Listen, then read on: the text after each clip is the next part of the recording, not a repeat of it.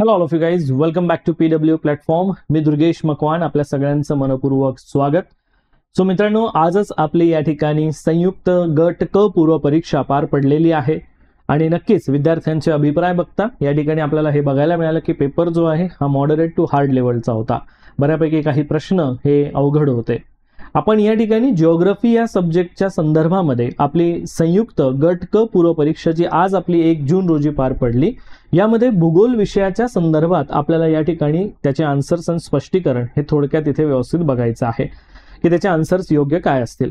आणि मग त्यासाठी आपण या कंबाईन ग्रुप सी चे आजच्या पेपरचे जे फक्त जिओग्राफीचे म्हणजे 10 प्रश्न होते एकंदरीत जिओग्राफीचे, तर त्या पूर्ण 10 प्रश्नांच्या संदर्भामध्ये आपण क्वेश्चन्स आणि त्याचं इन डिटेल अनालिसिस जे आहेत हे या ठिकाणी आपण सविस्तर करणार आहोत.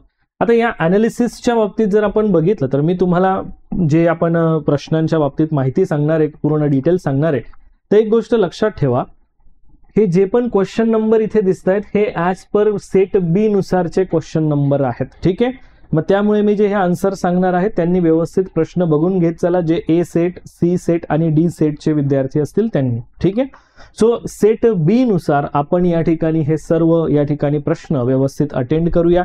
याचे मी योग्य उत्तर काय काय असतील ते आपण या ठिकाणी बघूया. सो क्वेश्चन नंबर 11 जो आपण या ठिकाणी बघतोय की 2011च्या जनगणनेनुसार महाराष्ट्रामध्ये खालील जिल्हे आणि त्याचं शेकडा शहरी लोकसंख्या प्रमाण याच्या संबंधित योग्य जोड्यांचा आपल्याला या ठिकाणी पर्याय विचारलेला आहे. तर या ठिकाणी एका बाजूला आपल्याला जिल्हे दिलेले आहेत आणि एका बाजूला त्याचं पर्सेंटेज नुसार प्रमाण दिलेलं आहे. तर यामध्ये या प्रश्नाचं योग्य उत्तर जे आहे हे ऑप्शन सी हे आपल्याला इथे योग्य उत्तर बघायला मिळतं. तिसरा पर्याय जो आहे हे याचं करेक्ट आन्सर आपल्याला दिसेल. मग यानुसार जर आपण बघितलं तर ॲज इट इज अहिल्यानगरचं जर आपण प्रमाण या ठिकाणी बघितलं तर ते आपल्याला 20.10 बघायला मिळतंय. बरं सर, त्यानुसार यवतमाळचं जर मी प्रमाण बघितलं तर ते मला 21.59 बघायला मिळते, तिसरा पर्याय. साताऱ्याचं जर मी बघितलं तर मला 2 म्हणजे 18.98% शहरी लोकसंख्या प्रमाण इथे बघायला मिळतं. लातूरच्या बाबतीत जर बघितलं तर या ठिकाणी आपल्याला 25.47 हे या ठिकाणी आपल्याला प्रमाण बघायला मिळतं. सो या अनुसार आपण या ठिकाणी बघू शकतोय की ऑप्शन क्रमांक जे 3 आहे हे आपलं या ठिकाणी बरोबर आन्सर आहे. आणि जसं की जनगणना संबंधित आपल्याला हा टॉपिक होता 2011च्या नुसारचा डेटा. मी तुम्हाला आपण जेव्हा प्रॅक्टिस क्वेश्चन्स बघत होतो त्यातही मी बोललो होतो की ऑफिशियल डेटा 2011 नुसारच तुम्हाला प्रश्न येतील, त्यानुसार तुम्ही हे सगळं बघणं अपेक्षित होतं. स्पेसिफिकली हा महाराष्ट्राच्या लोकसंख्येचा भाग आपण बघतो. बरं, क्वेश्चन नंबर 12 जो दुसरा आपण जिओग्राफीचा प्रश्न बघतोय आजच्या या सेशनमध्ये, तर ॲज इट इज आपल्याला पॉइंट माहित आहे. क्वेश्चन नंबर 12 दिलेला आहे. पहिलं विधान आहे की महाराष्ट्राचं, इथे तुम्हाला विचारलेलं काय की वरीलपैकी कोणते विधानं बरोबर आहेत असं विचारलेलं आहे. बरं, मग सर महाराष्ट्राचा अक्षवृत्तीय विस्तार हा रेखावृत्तीय विस्तारापेक्षा कमी आहे का? Yes, absolutely. जर आता यामध्ये आपण दोन्हीही गोष्टी बघितल्या की महाराष्ट्राचा अक्षवृत्त विस्तार आणि महाराष्ट्राचा रेखावृत्त विस्तार. आता अक्षवृत्त विस्तार आणि रेखावृत्त विस्तारामध्ये मी तुम्हाला ऑलरेडी सांगितलं होतं की टेक्निकली तुम्हाला डिजिट विचारले जात असतात टेक्निकली, आणि त्यानुसार जर आपण बघतोय की अक्षवृत्त रेखावृत्त विस्तारानुसार अक्षवृत्त विस्तार जो आहे 15°48 तुमचा उत्तर. आता नॉर्दर्न साइडकडे आपण बघतोय त्यामुळे 15°48 उत्तर. ते सिमिलरली तुम्हाला 22°6 उत्तर हा आपला या ठिकाणी अक्षवृत्तीय विस्तार झाला. अक्षवृत्त मीन्स आडव्या लाईन्सचा विस्तार. बरं सर, रेखावृत्तीय विस्तारासंबंधित पॉइंट जर आम्हाला समजा ऍक्च्युअल विचारलेलं असतं तर या ठिकाणी काय माहिती आली असती, तर या ठिकाणी 72°36 ईस्ट ते सर्वसाधारण 80°54 ईस्ट हा पूर्व विस्तार आहे. यावरून आपल्याला अंदाज येतो की अक्षवृत्तीय विस्तार जो आहे हा आपल्याला या ठिकाणी बघायला मिळतोय की जो रेखावृत्तीय विस्तारापेक्षा कमी आहे. महाराष्ट्र राज्यातून कर्कवृत्त जातं का? नाही, कर्कवृत्त हे महाराष्ट्राच्या वरतून जातं, कारण 23.5° कर्कवृत्त आहे. महाराष्ट्राचा विस्तार फक्त 22° पर्यंतचाच आहे, त्यामुळे हे विधान चुकीचं आहे. महाराष्ट्र राज्याची पहिलं विधान बरोबर आहे. दुसरं विधान आपण बघतोय की महाराष्ट्र राज्याची पूर्व पश्चिम लांबी 800 किलोमीटर आहे. महाराष्ट्राचं क्षेत्रफळ सुद्धा 3,07,713 स्क्वेअर किलोमीटर आपण बघतो.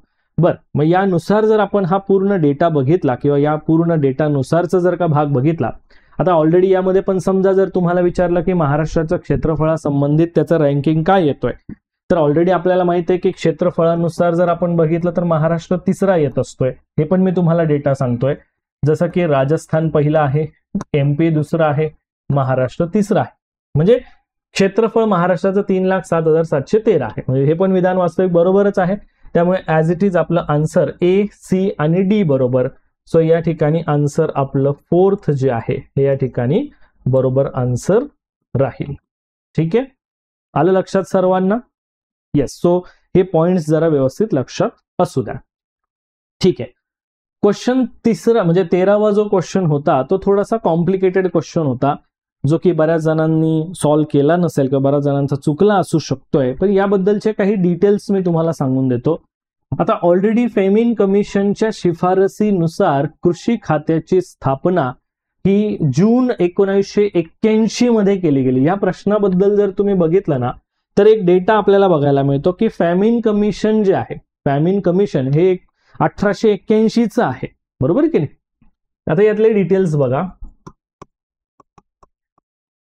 फेमिन कमिशन हे तुमचं 1881 आहे.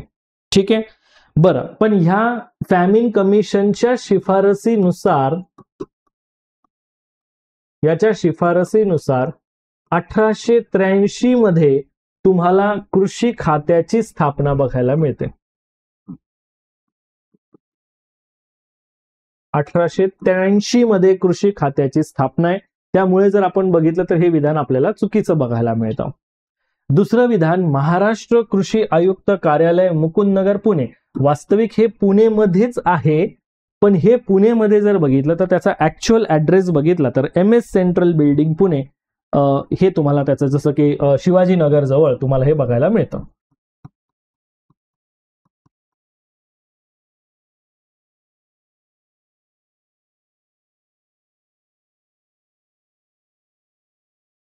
MS सेंट्रल बिल्डिंग जवळ. ठीक आहे, हा. त्यामुळे हे चुकीचं विधान आहे. कृषी भूषण पुरस्कार माजी मुख्यमंत्र्यांच्या नावाने दिला जातो. कृषी भूषण पुरस्काराबद्दल जर सांगायचं झालं मित्रांनो तर यामध्ये एक स्टेटमेंट तुम्ही लक्षात असू द्या की हा जो पुरस्कार आहे, ज्यावेळेस या कृषी खात्याला 100 वर्ष पूर्ण झाले,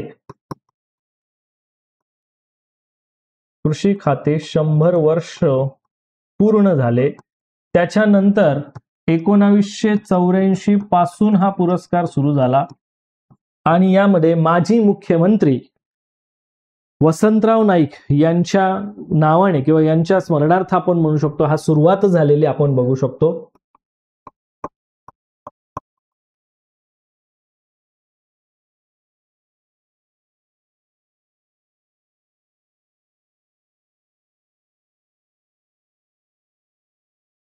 यांच्या नावाने आपण म्हणू शकतो हा पुरस्कार जो आहे, म्हणजे माजी मुख्यमंत्र्यांच्या नावाने कृषी भूषण पुरस्कार जो आहे हा महाराष्ट्र सरकारद्वारा या ठिकाणी दिला जातो. दरवर्षी हा पुरस्कार दिला जातो.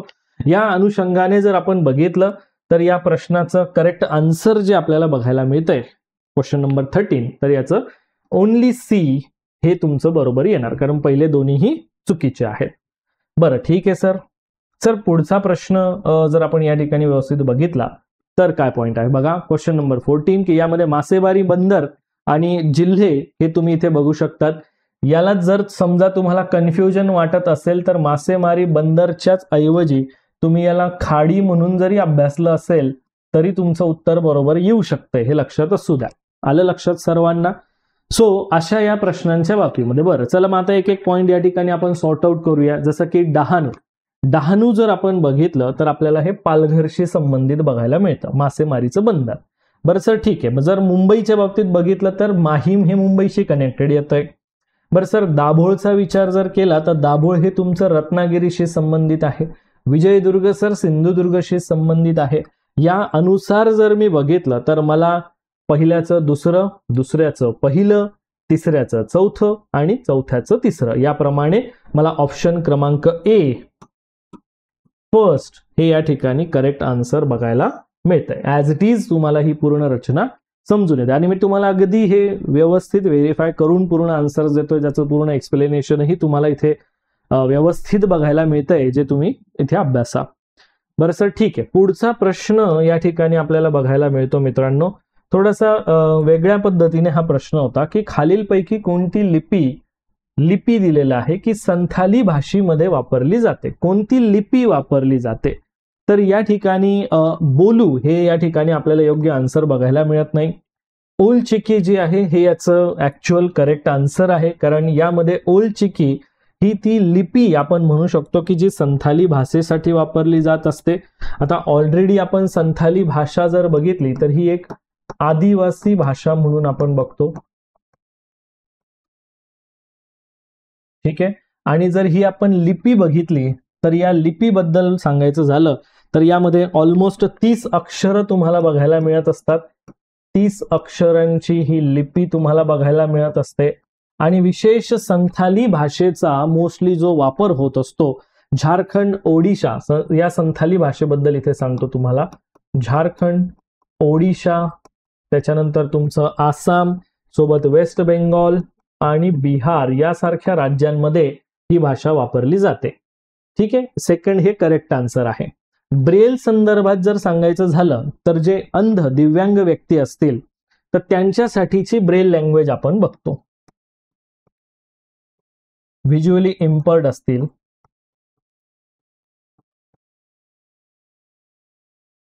अंध दिव्यांगांची भाषा आपण म्हणू शकतो ब्रेल लँग्वेज. कोटाबद्दल आपल्याला नोंद नाहीये, त्यामुळे हे तर आपण चुकीचंच आहे. सो यामध्ये आपण हे आन्सर जे आहे सेकंड, क्वेश्चन नंबर 15चं आन्सर जे आहे हे तुम्हाला इथे सेकंड बघायला मिळत आहे. नेक्स्ट क्वेश्चन आपण बघतो, क्वेश्चन नंबर 16, की पुढील पर्वत शिखरांचा त्यांच्यानुसार उंचीनुसार क्रम लावा. तुम्हाला आठवत असेल मी प्रॅक्टिस क्वेश्चन मध्ये तुम्हाला सांगितलेलं होतं की हिमालयातले उंच शिखर अभ्यास करून जा. आयोग त्या ठिकाणी तुम्हाला उंची नाही विचारत, पण मात्र त्याचा सिक्वेन्स विचारू शकतो. ऍक्च्युअल नंबर बेसिसवर प्रश्न का नाही विचारत? कारण बऱ्याच वेळेला रेफरन्सेसमध्ये काही डेटामध्ये तुम्हाला चेंज बघायला मिळतो, स्लाइटली चेंज असतो, ते मी तुम्हाला या ठिकाणी सांगेलच. बट काय होतं की त्यापेक्षा मग तुम्हाला डायरेक्टली नावानुसार विचारला जातो मग या ठिकाणी. बरं, मग आपण एक काम करूया. आता तुम्हाला मी पूर्ण हे जे काही पर्वत शिखर आपण या ठिकाणी बघतोय, तर या पर्वत शिखरांच्या बाबतीमध्ये आपण बघूया. मकालू पर्वत जो आहे याची उंची 8485, काही रेफरन्सेसमध्ये 8481 मीटर अशी पण दिलेली आहे. नंदादेवी पर्वताची उंची जर तुम्ही बघितली तर ती 8091 मीटर आहे. 8091 मीटर आहे. अन्नपूर्णा पर्वता संबंधित उंची ही पण दोन वेगवेगळ्या पद्धतीने बघायला मिळते. 7816, तर काही ठिकाणी जर बघितलं तर 7817 मीटर अशा पद्धतीने काही ठिकाणी वेगवेगळी दिलेली आहे. बद्रीनाथ बद्दल जर बघितलं तर 6596 मीटर ही तुमची बद्रीनाथची उंची तुम्हाला बघायला मिळत असते. आता त्यानुसार जर आपण उंचीचा क्रम लावला तर उंचीनुसार तुम्हाला या ठिकाणी बघायला मिळणार आहे की जी एकंदरीत रचना आहे. आता मला सांगा बरं, हे बरोबर आहे का सगळ्या गोष्टी? एव्हरीवन एक मिनिट, मी इथे थोडासा एक डेटा मागे पुढे झालेला आहे. हा, नंदादेवीची जी उंची आहे ती आहे 7816, इकडे तिकडे लिहिल्या गेलं 7816, काही ठिकाणी 7817 मीटर दिलेला आहे. आणि अन्नपूर्णाची जी उंची आहे ती आहे 8091 मीटर. हा, आता हे बरोबर आहे. सो ओके, आता या ठिकाणी या प्रश्नाचं आन्सर जर आपण उंचीनुसार बघायला गेलो तर या ठिकाणी तुम्हाला दिसेल ACB आणि D. ACBD म्हणजे ऑप्शन क्रमांक 3 हे याचं करेक्ट आन्सर आहे, हे तुम्हाला इथे बघायला मिळतं. सो हे झालं उंचीनुसारची रचना. उंचीनुसारची या ठिकाणी रचना हे या ठिकाणी लक्षात असू द्या. नंबर 1 राहिला तिथे 8000 मीटर. ठीक आहे, आलं लक्षात सर्वांना? सो हे तुम्ही लक्षात ठेवू शकतात. बरं सर, नेक्स्ट क्वेश्चन आपण या ठिकाणी बघूया. पुढचा प्रश्न आहे की भारताची खालीलपैकी कोणत्या एका देशाची सर्वात जास्त लांब सीमा तुम्हाला बघायला मिळते? सर्वात जास्त लांब सीमेसंदर्भात जर बघितलं तर याचं उत्तर आहे मित्रांनो बांगलादेश. आता यामध्ये ना तुम्हाला एक प्रॅक्टिकल गोष्ट सांगतो की जर तुम्ही नेपाळची सीमा बघितली तर ती आहे 1751 किलोमीटर. ठीक आहे. बरं सर, ठीक आहे. बांगलादेशची सीमा बघितली तर ती आहे 4096 किलोमीटर. बरं, पाकिस्तानची सीमा बघितली 3323 किलोमीटर आणि भूतानची जर सीमा बघितली तर ती आहे 713 किलोमीटर. त्या अनुषंगाने आपल्याला दिसतंय की या ठिकाणी बांगलादेशची सीमा जास्त आहे. आता समजा या चारींचा जर समजा तुम्हाला क्रम विचारला गेला असता तर या ठिकाणी पहिला काय आला मग तुम्हाला? ठीक आहे, बांगलादेश आला. सर दुसऱ्या क्रमांकावर मला इथे पाकिस्तान दिसतोय. सर तिसऱ्या क्रमांकावर मला इथे नेपाळ दिसतोय. चौथ्या क्रमांकावर सर मला भूतान दिसतोय. सो हा पर्टिक्युलर या चारहींच्या रिलेटेड समजा जर तुम्हाला क्रमही विचारला असता तरी तुम्हाला व्यवस्थित आन्सर हे देता आलं असतं. सिमिलरली एकंदरीत हा खूप सिम्प्लिफाईड पार्ट होता या प्रश्नांच्या बाबतीमध्ये, जो की आपण ऑलरेडी क्लासमध्येही अभ्यासलेला आहे.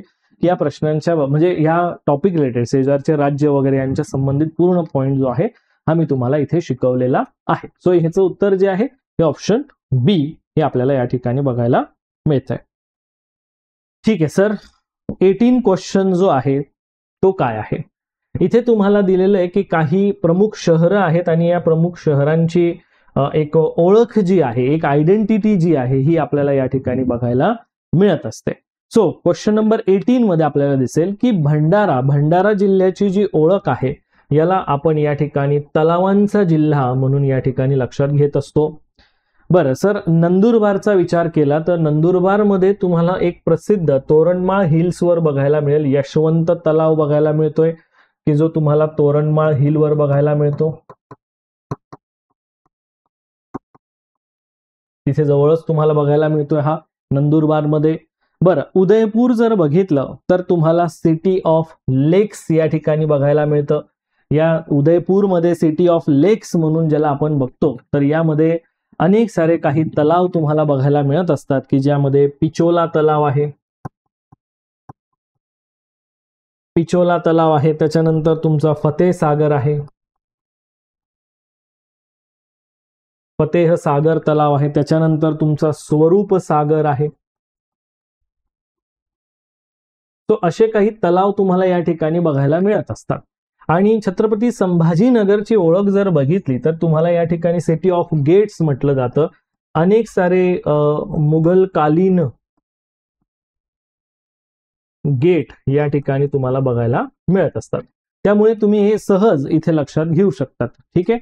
सो या अनुषंगाने जर आपण या ठिकाणी बघितलं तर पहिल्याचं उत्तर आपलं चौथं आलं, दुसऱ्याचं उत्तर आपलं पहिलं आलं, त्यानुसार तिसऱ्याचं उत्तरही आपलं दुसरं आलेलं आहे आणि चौथ्याचं उत्तर आपलं तिसरं आलेलं आहे. या अनुषंगाने जर आपण बघितलं तर या क्वेश्चन नंबर 18चा करेक्ट आन्सर जे आहे ते आहे ऑप्शन क्रमांक 3. या प्रकारे हे आपण बरोबर बघू शकतो.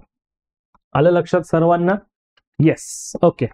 सो नेक्स्ट क्वेश्चन संदर्भात माहिती बघूया, ज्यामध्ये महाराष्ट्रातले काही जिल्हे दिलेले आहेत आणि 2011च्या जनगणनेनुसार तुम्हाला लिंग गुणोत्तर संबंधित माहिती या ठिकाणी विचारलेली आहे, ज्यावर आधारित हा प्रश्न होता. बरं, मग ह्या अनुसार जर आपण बघितलं तर पुणे जिल्ह्याचं जे लिंग गुणोत्तर आपल्याला बघायला मिळतं तर ते आहे 315 प्रति 1000. आता हे लिंग गुणोत्तर बघितलं कसं जात असतंय, प्रति 1000 पुरुषांमागे असलेलं महिलांचं प्रमाण. बरोबर की नाही? 1000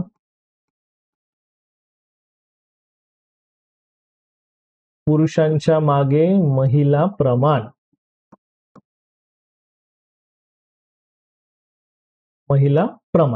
बरं, मग आता पुण्याच्या बाबतीमध्ये आपण बघितलं, पुण्याचं लिंग गुणोत्तर आहे 915.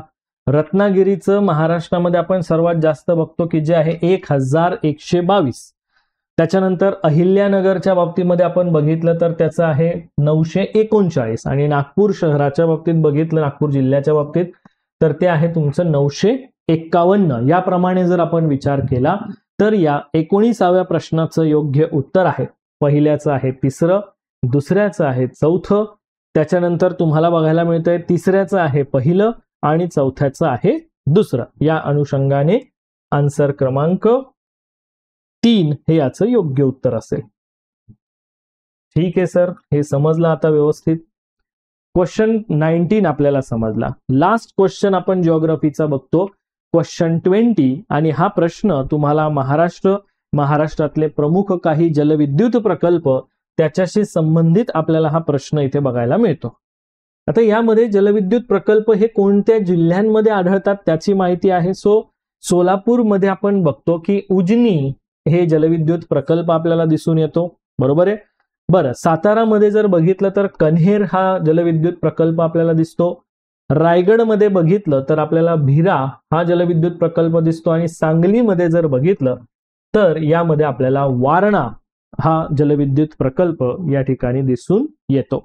आणि ऍज पर दॅट आन्सर जर आपण बघितलं, पहिल्याचं 4थं आहे, दुसऱ्याचं 1 आहे, 3ऱ्याचं 2 आहे आणि 4थ्याचं 3 आहे. याप्रमाणे आपल्याला योग्य आन्सर जे आहे हे ऑप्शन क्रमांक 4 इथे बघायला मिळतो.